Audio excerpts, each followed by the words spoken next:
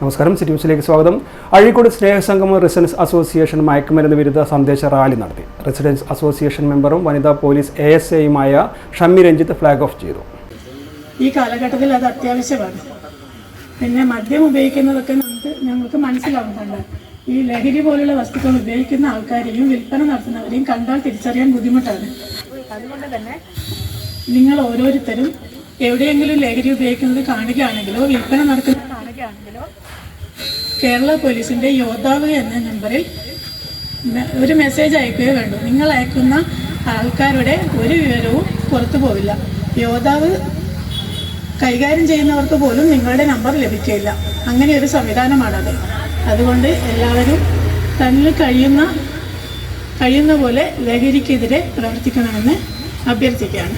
അഴീക്കോട് ഗ്രാമപഞ്ചായത്ത് 21-ാം ward member Sulochana, Rajesh Meenkunnu, രക്ഷാധികാരിയായ രമേശൻ, സുരേശൻ, പ്രസിഡന്റ് പ്രമോദ്, വൈസ് പ്രസിഡന്റുമാരായ രാമചന്ദ്രൻ, സജ്ന സജിത്ത്, സെക്രട്ടറി ജോഷിബ രാജേഷ്, ജോയിന്റ് സെക്രട്ടറിമാരായ മിനുക്കി ശശി, ശൈലജ അജിത്, മറ്റു ഭാരവാഹികളും മെമ്പർമാരും റാലിയിൽ പങ്കെടുത്ത് ആശംസകൾ അർപ്പിച്ച് സംസാരിച്ചു.